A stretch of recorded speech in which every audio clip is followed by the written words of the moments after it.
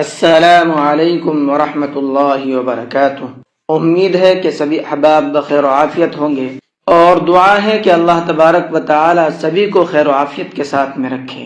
آج کے سبق کے اندر ہم پڑھیں گے سورہ بقرہ، پارہ نمبر 2، آیت نمبر 168، 168۔ تو چلیے سبق کو شروع کرتے ہیں۔ اعوذ باللہ من الشیطان الرجیم، بسم اللہ الرحمن الرحیم۔ یا ایہا الناس کلوا مما فی الارض حلالا طیبا۔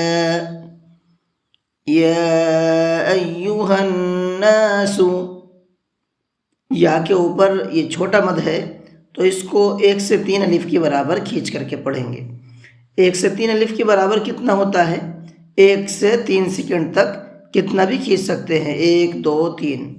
ایہا الناس، نون کے اوپر تشدید ہے تو یہاں پر غنہ کر کے پڑھیں گے۔ کلو، لام کو تھوڑا سا کھینچ کر کے پڑھیں گے، اس لیے کہ یہاں پر واو مدہ ہے۔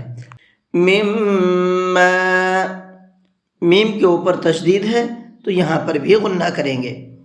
فی الارض، ضاد کو پر کر کے پڑھیں گے۔ حلالا طیبا، لام کے اوپر تنوین ہے، 2 زبر ہیں، اور تنوین کے بعد میں طا آ رہا ہے، اور یہ طا بھی اخفا کے حرفوں میں سے ہے، تو یہاں تنوین کے اندر اخفا کریں گے، ہلکا سا آواز کو ناک میں چھپا کر کے پڑھیں گے۔ حلالا، اس طرح سے۔ طیبا، طا کو پر کر کے پڑھیں گے۔ ولا تتبعوا خطوات الشیطان، ولا تتبعوا، عین کو حلق سے بھی نکالیں گے اور تھوڑا سا یعنی 1 الف کے برابر کھینچ کر کے بھی پڑھیں گے۔ خطوات، خا کو بھی اور طا کو بھی دونوں کو مبھر کے پڑھیں گے، پر کر کے پڑھیں گے۔ شیطان، اس طا کو بھی پر کر کے پڑھیں گے۔ انہ لکم عدو مبین، نون کے اوپر تشدید ہے تو یہاں بھی غنہ کریں گے۔ عدو، یہاں واو کے اوپر تنوین ہے اور تنوین کے بعد میں میم ہے۔ تنوین کے بعد میں اگر میم آتا ہے تو وہاں پر غنہ کر کے پڑھتے ہیں، اس قاعدے کا نام ہے ادغام یرملون۔ تو یہ آپ کی آیت نمبر 168 بھی مکمل ہو چکی ہے۔ اس کے اندر جو تجویدی پوائنٹ ہیں وہ میں نے آپ کو بتا دیے ہیں۔ ان تمام قاعدوں کو، ان تمام پوائنٹ کو دھیان میں رکھ کر کے آپ پریکٹس کیجئے، اور جس طرح سے میں نے بتایا ہے اسی طرح سے پڑھنے کی کوشش کیجئے۔